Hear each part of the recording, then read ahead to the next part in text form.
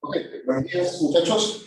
La clase pasada pues nos habíamos quedado viendo un poco lo que iba a ser toda esta trayectoria de la novela caballeresca, ¿no? La novela en la etapa medieval. Sin embargo, ahora vamos a ver una parte también importante dentro de lo que va a ser el canon medieval. ¿Cuál va a ser esta parte importante, profesor? La de la lírica medieval, la poesía en la etapa medieval, la poesía en la Alta Edad Media, en la Baja Edad Media, en el medievo, principalmente en la etapa medieval. La lírica, como Kevin menciona, se menciona, medieval, ¿ok? La poesía que se cantaba en ese momento, la poesía. Porque sí, también van a haber poesía, hemos visto primero este desarrollo, ¿no? Primero surgen los poemas épicos, la épica, tradiciones de corte religiosa, ¿ya? Como lo hace, pues, el cantar del Niño Cid, el cantar del Roldán, ¿ya? Apreciaciones de mucha calidad, pero principalmente ligado, pues, a la idea de un caballero que va recorriendo las tierras y que va teniendo aventuras, y que este caballero, pues, tiene una conexión muy, muy, muy fuerte espiritual con Dios, con toda la religión. Y pues en gran parte, en gran cuenta, va a fundamentar mucho de sus creencias en torno a la religión. ¿Ok? Entonces, esta parte de la lírica quizá no difiere mucho, no está tan alejado del poema épico. Sin embargo, sí van a haber características que van a ser bastante marcadas, bastante diferenciadas, porque la lírica va a hablar sobre ciertos temas y la épica sobre ciertos temas. Quizá a nivel temático es uno de los referentes donde hay más diferencias. ¿Sí? A ver, vamos entonces a revisar un poco lo que van a ser estas características, ¿no? De manera general, ¿no? Rasgos de manera general, porque no nos vamos a detener mucho en pensar el fenómeno lírico, sino vamos a pasar a ver a uno de sus máximos representantes, que está en el tránsito entre un periodo y otro. Entre el periodo medieval, cuando ya se va saliendo del periodo medieval plenamente hablando, y se va llegando al periodo del renacer, el renacimiento, el renacer de la cultura, como lo hemos entendido en Florencia. Y pues justo este escritor también es italiano, ¿no? Va a ser Dante Alighieri, que va a escribir la Divina Comedia en toscano. Quizá en la próxima clase, el día de mañana, traigo mi Divina Comedia y pues les leo algunas cosas en italiano, porque tengo la traducción en italiano y en al mismo tiempo en español, para que vean que no hay mucha diferencia en realidad respecto a estas dos cosas. Ahora, bien, vamos entonces a inspeccionar esto acá. En la Edad Media existe gente que cantaba los poemas, evidentemente, ¿no? Ya lo hemos visto en el poema épico, gran parte de estas canciones, pues, que hablaban sobre los caballeros, sobre sus aventuras y su conexión con Dios, pues eran cantados, se iba recitando de voz en voz. Pero en el siglo XI surge la poesía en lenguas vulgares. Profesor, ¿qué van a ser las lenguas vulgares? Las lenguas vulgares, o también llamadas lenguas romance, ¿ya? ¿Qué pasa? Que el latín, a ver, en Europa existía bien marcado, al menos en la parte de Europa occidental, donde está Francia, España, Alemania, todos esos reinos, ¿no? No hablamos de Rusia para el costado, porque eso es Europa oriental, ¿no? Al menos en Europa occidental se hablaba mucho el latín, ¿ok? El latín. Todo el mundo hablaba el latín. Todo el mundo que tenía una cultura plena hablaba el latín, ¿no? Para escuchar una música, ¿en qué idioma lo escuchabas? En latín. Recuerdo que les puse los cantos gregorianos, si no me recuerdo, los cantos gregorianos eran sermones a manera de canción que se daban en latín. El padre, todos los domingos, religiosamente daba su misa en latín, ¿ya?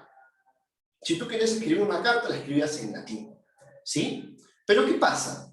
Como el latín es un idioma complicado, complejo, y que solo lo poseen algunas personas, poco a poco va a ir desapareciendo, y va a tener mucha más relevancia el lenguaje de la calle, del día a día, las bien llamadas lenguas romances o lenguas vulgares. Las lenguas romances son provenientes del latín. El latín se descompone, se va a descomponer en distintas vertientes. Por ejemplo, el latín que llega en Francia va a evolucionar hasta el francés que tenemos ahora. El latín que llega a las costas ibéricas va a ser el castellano que nosotros manejamos. Y así, y así, y así. El latín, el francés, el italiano toscano, el toscano propiamente dicho, el alemán, son variaciones romance de el latín. El latín va a evolucionar hasta simplificarse en una lengua particular de cierta región. ¿Sí? Entonces, como les menciono, ¿no? El latín, sí, tuvo su apogeo, pero también va a ir decayendo.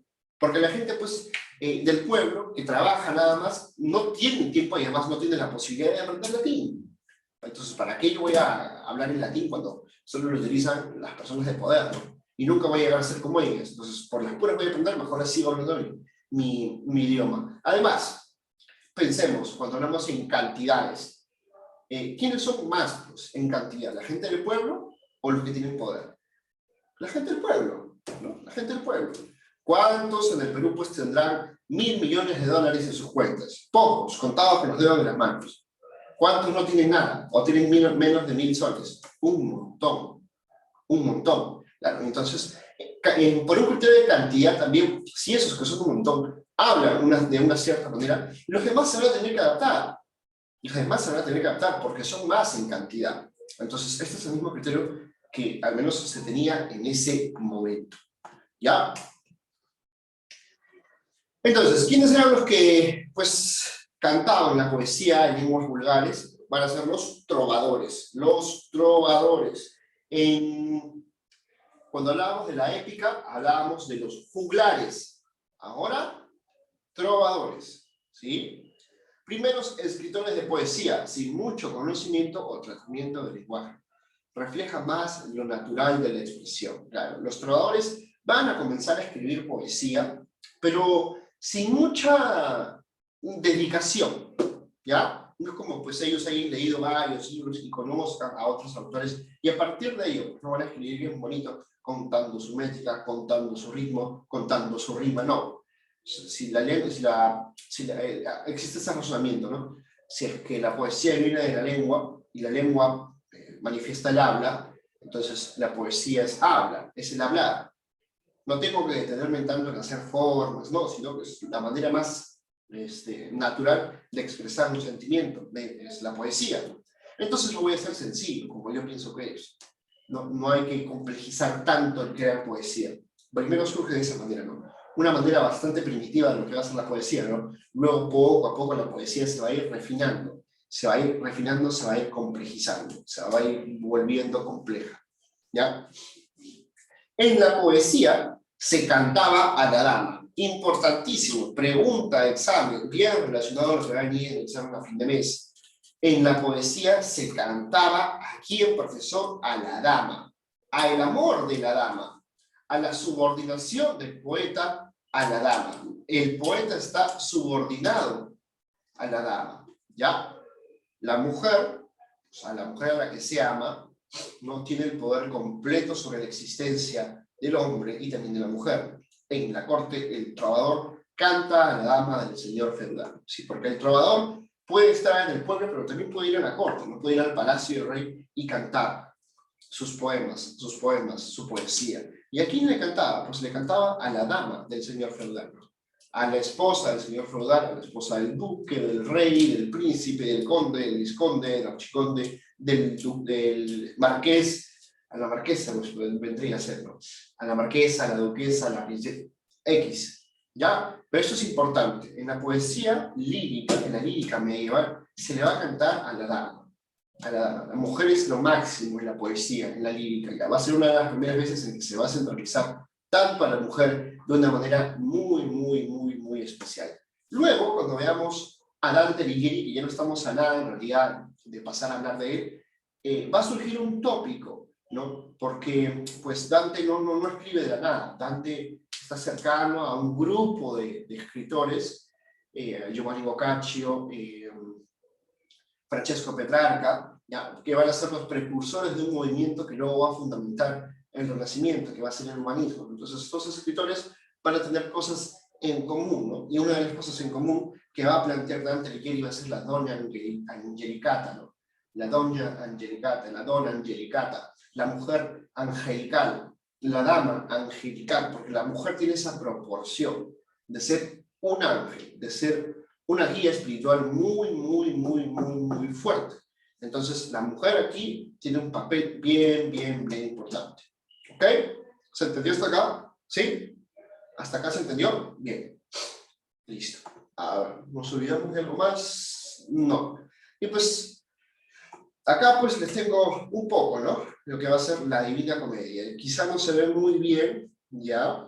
Pero aquí tenemos a dos figuras, a Dante y a su guía espiritual que va a ser Virgilio, ¿ya? Ya les había hablado un poco sobre Virgilio, ¿recuerdan? Cuando vimos esta transición entre la etapa medieval y los griegos, les hablé, cuando vimos la literatura latina, ¿no? Les hablé sobre Virgilio, que iba a ser un gran poeta y que iba a tener una gran obra, que iba a ser la Eneida, ¿no? Una prácticamente copia, digámoslo así, copia y pega de lo que va a ser la Ilíada, ¿no? Porque existe este donde, a ver, supongamos lo siguiente, ¿ya? Que Adriano pues vivió en la época de los griegos, ¿no? Él es prácticamente el Homero de su tiempo. Entonces él va a escribir, no, él va a componer la Ilíada, ¿ok? Y pues ese canto se vuelve tan popular y tan importante para la tradición que va a perdurar durante muchísimo tiempo, ¿ok? Entonces, 300, 600 años después, Franco dice, no, es momento de componer también una obra similar. Pero ¿cómo yo puedo componer? Ah, ya. Voy a imitar a los grandes. ¿Quién ha sido en este momento el gran poeta? Adriano. Entonces, para yo también ser grande, tengo que imitar a los grandes. Porque ellos han hecho algo, ¿no? Ellos han hecho algo y por ese motivo se han convertido en personajes muy famosos, ¿no? Entonces, entonces si la premisa es la siguiente, ¿no? Si Adriano alcanzó el éxito, yo tengo que imitar a Adriano para también alcanzar el éxito. Hacer prácticamente todo lo que él hizo, ¿no? Para yo también poder alcanzar el éxito. Y eso es lo que va a hacer Franco, ¿no? Entonces Franco también va a escribir un poema épico siguiendo o pautado, pues, por lo que hizo previamente Adriano, y va a escribir una obra también de mucha relevancia. Ya, pues. Entonces, Franco también logró el éxito porque siguió las referencias que había tenido, pues, de Adriano, 600 años después, supongamos así. Ese es el mismo caso de Homero y Virgilio. Virgilio va a ser un gran referente cuando hablamos de la épica, ¿Y por qué lo menciono a Virgilio? Porque va a ser un personaje, Virgilio va a ser un personaje de la Divina Comedia. ¿Ok? Entonces, ya para no confundirnos un poco más y pasar a revisar cosas concretas, vamos a lo que va a ser la Divina Comedia. Acá estamos.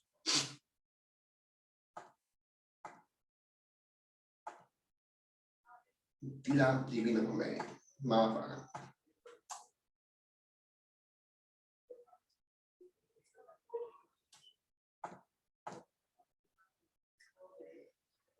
Ok, la Divina Comedia. A ver, esta es una bonita imagen, en realidad. La Divina Comedia, como lo vamos a ver, tiene tres partes. El infierno, el purgatorio y el paraíso. ¿Sí? El infierno, el purgatorio y el paraíso. Y esta parte pues corresponde a lo que va a ser prácticamente el ascenso a los 9 cielos, a las 9 nubes, donde va a encontrar Dante a Dios. Y por eso ustedes ven a los ángeles aquí, ¿no? Alrededor de esta luz, ¿no? Intensa, hermosa, bella, indescriptible que va a ser Dios, ¿no? Entonces, esta imagen corresponde a lo que va a ser prácticamente el final de la Divina Comedia. Bien, vamos entonces a hablar un poco sobre las características generales de la lírica, ¿ya? Para luego hablar un poco sobre la estructura general de la obra y lo demás. Ok, ¿cuál va a ser sus características generales, profesor, de la lírica medieval? Primero, y cuando hablamos de la Divina Comedia, ¿no? Presencia ferviente de lo religioso. La Divina Comedia va a estar plagada, esa es la palabra adecuada, plagada de componentes religiosos. Mucho componente religioso. Demasiado. ¿Ya? Mucha presencia de lo religioso. La Divina Comedia, pues, es un canto también religioso. Es una composición que trata de justificar muchos eventos religiosos. Sirve de modelo para afianzar la nueva idea de religión, el adiestramiento. Esto lo voy a señalar ya al final, cuando estemos acabando la revisión de la Divina Comedia, porque es muy importante. Al final la Divina Comedia va a ser importante por un motivo en realidad. Lo vamos a ver luego, ¿no? En una especie de balance al final de la clase o al final de estas dos clases que significa la Divina Comedia. Lo vamos a dejar entonces como pendiente, ¿ok? El tópico de la mujer, Beatriz. Ya le había dicho yo a ustedes, ¿no? La mujer es súper, súper importante. El tópico de la mujer, Beatriz, la donna angelicata, ¿no? La mujer angelical. ¿Quién va a ser esa mujer angelical? ¿Quién va a ser aquí la mujer de la obra? Va a ser Beatriz. Beatriz, ¿sí? Beatriz va a ser esa mujer recontra, recontra importante para Dante. Vamos a encontrar mucha simbología. Los números 3, 9 y 10 se repiten a cualquier cantidad. Es un poema extenso, escrito en verso y estructurado por cantos. Si no mal recuerdo, tiene 38, 36, 7 cantos. No, perdón, creo que tiene 33 cantos, entre 33 y 38 cantos. No recuerdo realmente el dato. ¿Ya? Al principio fue llamado comedia. Al principio fue llamado comedia. Profesor, ¿por qué al principio fue llamado simplemente como comedia? ¿Por qué? Porque empezaba de una manera densa, oscura, ¿sí? Pero tenía un final feliz. Era la definición que se tenía en ese momento de lo que era una comedia. Una comedia era un suceso, era una representación en la cual pues, el personaje pasaba por situaciones un poco oscuras, un poco malas, y pues al final tenía un final feliz. Entonces por eso Dante decidió llamarla simplemente comedia. Pero ¿qué pasa? Dante le va a compartir el texto, ¿ya?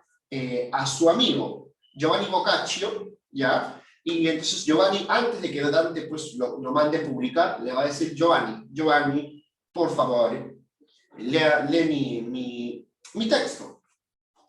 Lee este libro que he escrito, ¿no? Y Giovanni le va a recomendar que le agregue el divina. ¿Por qué? Porque había mucha presencia de lo religioso. Y como había mucha presencia de la religión, Dios, el diablo, el bien, el mal, los pecados, la salvación, Giovanni le dijo: mira, para que esto quede muy bien, tienes que agregarle el título Divina. Y quedó como Divina Comedia, la Divina Comedia. ¿Ok? Entonces, un dato también importante que refleja mucho de lo que contiene la obra. Es un escritor, como ya les he mencionado, transitorio. Él forma parte de lo que se conoce como el dolce estilo nuevo, el dulce estilo nuevo, ¿sí? Porque se está saliendo de la etapa medieval, de la etapa medieval y se va a pasar a la etapa del Renacimiento. ¿Ya? La etapa medieval se va a dejar para pasar a la etapa del Renacimiento. En el tránsito, mientras que uno va muriendo y el otro va naciendo, allí en el medio, en la intersección, se encuentra Dante. Dante comienza a tener estos pequeños indicios de lo que va a ser luego de manera más potente el Renacimiento y todo lo que se va a escribir en el Renacimiento. ¿Ya? Pero va a ser uno de los primeros, ¿no? Él con Petrarca y Giovanni Boccaccio. Los tres van a ser quizá los máximos representantes de este periodo inicial de lo que va a ser pues el pre-renacimiento, ¿no? Antes de. ¿Qué más? Vamos por acá, ¿qué más? Excesiva presencia del periodo grecolatino, como ejemplo de lo máximo logrado en la humanidad, y el copiar a los grandes maestros. Ya. Esto es muy importante. No por nada nos hemos demorado casi 2 meses en acabar bien al mundo de los griegos. Que leemos una continuación. No, lo voy a explicar luego. Es una buena cuestión, lo voy a explicar luego. Luego, perdón. A ver, hemos estudiado a los griegos y latinos durante 2 meses, cerca de 2 meses, si no un poco más, si no un poco menos. ¿Ya? Entonces, hay que tener las cosas claras respecto a ello. ¿Por qué? Porque la Divina Comedia, va a nutrirse mucho de ahí, va a tomar muchas referencias. Es más, cuando iniciemos la Divina Comedia, por donde va a pasar Dante, primero, que es ¿cómo se llama esta parte? El limbo, cuando se va a pasar antes de descender al infierno, se va a tocar con el limbo, en los que pues son las almas que no han pecado, pero tampoco llegaron a conocer a Dios. Va a encontrarse a muchos personajes de la cultura griega y latina. ¿Quiénes van a estar ahí? Aristóteles, Platón, Sócrates, el mismo Virgilio va a estar ahí. ¿Por qué? Porque ellos no pecaron, no cometieron ningún pecado, pero nunca llegaron a conocer a Dios. Entonces, como no fueron bautizados en juramento y en sacramento cristiano, católico, no pueden ascender al cielo.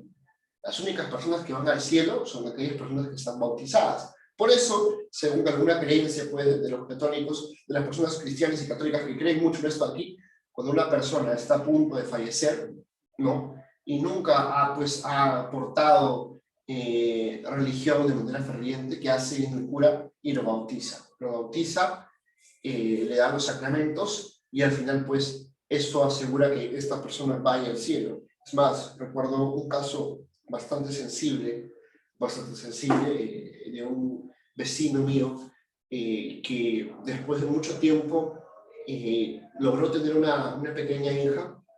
Sin embargo, nació con un mal congénito y a los pocos días falleció. Pero antes de que falleciera, pues estando en incubador y toda esta imagen tétrica, pues ellos pidieron, sus padres muy católicos, pidieron que por favor se le bautizara para que pueda, pues, su alma pura, en realidad sin contaminación de pecado alguno, pueda ascender y pueda llegar al cielo, ¿no? Si no, se iba a quedar en el eterno limbo. Como sus padres eran muy creyentes, respetaron esa decisión, ¿no? Y le dieron los sacramentos del bautismo a esa pequeña niña, ¿no? Que esperemos, si existe un cielo, pues esté al lado de Dios. Eso lo vamos a ver también muy claro, lo voy a mencionar luego, porque las almas que van al cielo se ubican por niveles. Los niños que murieron de manera muy prematura estaban susurrándole cosas al Dios en uno de los primeros círculos. Entonces, por eso se les dice, por eso le digo que la Divina Comedia es muy importante, ¿no? No sé si ustedes han escuchado esto acá, ¿no? Cuando un niño fallece a muy temprana edad y es un familiar tuyo, tú dices, ¿no? Tengo un angelito que me está cuidando. No sé si ustedes han escuchado esta expresión. O él tiene un angelito que nos está cuidando. Claro, ¿por qué? Porque según Dante, los niños que fallecen a muy temprana edad, a muy prematura edad, están al lado de Dios, son sus querubines, son sus alumines, y están jugando alrededor de él, susurrándole cosas, y Dios también les habla, están muy cerca.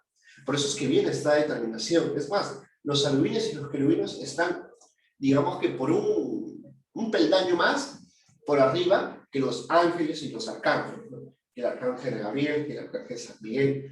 Eso no significa que sean más poderosos, no, sino que están más cercanos a la presencia divina que pues, se involucra o, digamos, representa a Dios, ¿no? Eso lo va a plantear Dante con la Divina Comedia, ha formulado todo lo que tú y yo conocemos respecto a la religión actual. ¿Ya? La creencia de que existe un infierno que castiga a los pecadores no es de los católicos, no es de los cristianos, es de Dante. Profesor, en la Biblia sí dice que van a ser castigados. Sí dicen que van a ser castigados. ¿Ya? Los infieles y los pecadores. Sí dicen. Pero a partir de quién esto se vuelve una realidad y a partir de quién tú sabes que si pecas de tal manera te vas a ir castigado de tal manera, eso va a ser por Dante. Si tú has sido un glotón, y tu pecado ha sido la gula, ya sabes cuál va a ser tu castigo. Ya sabes cuál va a ser tu castigo. Tu castigo va a ser que estés tirado, que estés en medio ¿cómo se llama esto acá? Del fango, no pudiendo comer nada.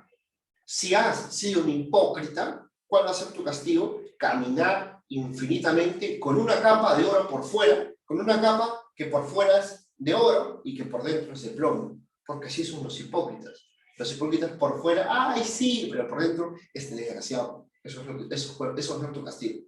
Si has sido lujurioso, no has respetado a tu pareja en la fidelidad, has sido un infiel, has caído en la lujuria muchas veces, tu castigo va a ser estar en un torbellino, en un vendaval, chocando con los demás cuerpos, sin parar, sin parar. Eso va a ser tu castigo. Si tú has sido violento contra otras personas, también es tu castigo. Si has cometido suicidio, tu castigo va a ser que algunas aves del infierno te arranquen el cuerpo. Y eso va a ser uno de los grandes momentos de la Divina Comedia. Cuando veamos al círculo de los violentos, hay violentos contra Dios, violentos contra sí y violentos contra el prójimo. Los violentos contra sí son los suicidas. ¿Cómo se da cuenta Dante que está en el bosque, en el lugar de los violentos contra sí? Porque está caminando y ve, pues, ¿no? Árboles secos. Árboles secos. ¿No has visto un árbol seco? ¿No? Agarras un poquito su tronco y ¡plac! Se rompe. ¿No? Claro. Entonces, él está caminando y sin querer se tropieza y ¡prac! Una de las ramas de ese árbol seco se rompe. Y él escucha ¡ah! Y cuando se da cuenta de sangre, dice, ¿qué? Y ahí Virgilio les explica, aquí están castigados los violentos contra sí, los que en su vida decidieron tomar el camino del suicidio, castigar su cuerpo, ser violentos a su cuerpo. ¿Cuál va a ser su castigo? Que sean frágiles y que diariamente vengan aves a romper sus ramas y a devorar sus ramas, por haber sido violentos contra su cuerpo. Y así van a tener distintos los pecados, van a ser, digamos, van a tener un castigo tal cual. Los avariciosos, los que han acumulado mucho dinero en su vida y no han querido compartir estas recompensas, aquí van a ser castigados. Van a tener que cargar todo lo que han acumulado en vida, todo lo que han acumulado en vida, en un saco, en una roca, y van a tener que empujar. Van a tener que empujar. Una colina muy empinada. Y el premio es el siguiente. Si tú llegas a la colina, te liberas. Si tú llegas a la cima de la colina, te liberas. Y entonces, estos hombres van a tener que empezar con todas sus fuerzas a empezar a subir. Y tienes un día para completarlo. Entonces, tienes que empujar todo lo que has ido acumulando en tu vida. Y cuando ya estás a punto de llegar a la cima, por una extraña razón, esa piedra, ese saco, se cae. Y tienes que volver y empezar, y volver y empezar, porque el castigo es eterno. El castigo es, digamos, eterno, ¿no? Profesor, ¿hay un pecado que es más fuerte de todos? Efectivamente, la traición. La traición es un pecado que es, digamos, el más feroz de todos ellos. ¿Ya? Y ahí van a estar tres personajes. Va a estar Judas Iscariote, Caín, y si no mal recuerdo, un gobernador romano que siempre se me olvida este personaje. Es un gobernador romano. Caín, Judas Iscariote van a ser devorados diariamente por Lucifer en persona. ¿Por qué? Porque ellos han sido los tres más grandes pecadores del mundo, ¿no? Caín por matar a su hermano, ¿ya? Y empezar pues toda una maldición sobre la tierra. Judas Iscariote por haber vendido a Jesús de Nazaret, y el otro personaje que no recuerdo cómo se llama, lo voy a buscar por acá, porque realmente, chicos, les menciono, no recuerdo cómo se llama. Es la parte del infierno, el último círculo.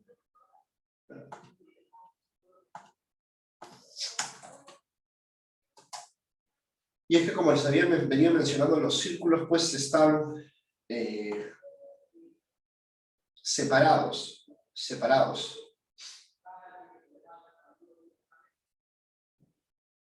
Ya. No era romano, me estaba confundiendo. Era troyano, Antenor, que va a traicionar a su ciudad, ¿no? Y va a permitir la entrada de Los griegos, claro, Antenor. Sí, sí, sí, sí, sí. Y pues va a estar aquí. Ellos van a estar, ¿no? En varios círculos interiores. Eso lo vamos a ver luego porque la división de los círculos de Dante es muy, muy, muy compleja. Muy, muy, muy compleja. Nada más le digo que el infierno es así. Es la mitad de un ladrillo. Solo el infierno es tres de estas cosas. Más o menos así. Tres de estas cosas, así será. Solo el infierno, nada más. Solo el infierno. La Divina Comedia es un ladrillo, pero un ladrillo, un señor ladrillo. Muy, muy extenso. ¿Por qué? Porque explica a detalle, lo que es el infierno, lo que es el purgatorio y luego cómo va a ser el cielo. ¿Ya? Eso lo vamos a ver luego de manera bien, bien específica cuando vayamos avanzando por acá. Vamos entonces aquí, o por acá. A ver, como ya les mencionaba, ¿no? Vamos a encontrar tres grandes estancias, tres grandes partes, el infierno, el purgatorio y el paraíso. Esas van a ser las tres grandes partes que va a tener la Divina Comedia. Ah, ya, esa es una muy buena pregunta, lo vamos a responder en breve. Su compañera Alondra me dice, ¿no? Profe, ¿y cómo él supo eso? ¿Cómo sabía que existían estas partes, que se castiga, etc, etc, etc? Lo vamos a ver, ¿no? Círculos del infierno y círculos del paraíso, ¿no? Así como los niveles del purgatorio. Cada subestancia en el infierno y en el paraíso tendrán sus significancias. Y pues el camino, el recorrer el camino se trata de la purificación. Sí, sí. Dante va a pasar por el infierno, va a purgar sus pecados y eso le va a permitir ascender al paraíso. ¿Ya? En eso consiste la Divina Comedia. Dante ha pecado. Dante quiere llegar al cielo, ¿por qué? Porque Beatriz ha muerto, su doña Angelicata, la mujer angelical, ¿ya? Ahí está la referencia, la mujer angelical. Y como Beatriz ha sido siempre un ser de pura luz, ella no ha tenido que pasar por el infierno ni el purgatorio, ella ascendió a los cielos. ¿Ya? Entonces Dante no puede ir al cielo porque ha tenido ciertos pecados. Y es más, creo que nos dicen cuántos pecados ha tenido, porque se le marca en la piel o por simbología que vamos a ver. Que son tres, creo que la lujuria, la avaricia y la gula, creo, si no mal recuerdo. Entonces Dante tiene que pasar primero por el infierno, ¿ya? Para identificar, para que sea castigado en el purgatorio, para limpiarse de sus pecados, y luego que sea posible que ascienda al cielo. Por eso se trata de la purificación. Es un viaje de la purificación. Es un poema épico, por eso algunos mencionan, ¿no? Porque es un viaje, un gran personaje, pero en este momento no sería un caballero, es una persona como tú, como yo, que ha tenido pecados, que quiere purificarlos y que quiere ascender al cielo. ¿Ya? Eso es más que todo lo que va a ser la Divina Comedia en su estructura de manera general. Ahora, miren acá, esto es un cuadrito interesante de cómo viene a ser la Divina Comedia. Esto es la Divina Comedia.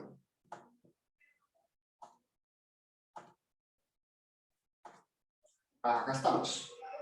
Tú comienzas acá, ¿no? Tú comienzas acá, el río Aqueronte, el anteinfierno está acá abajo, tú vas a entrar acá, ¿no? La entrada del infierno, vas a pasar por el río Aqueronte, donde va a estar Caronte.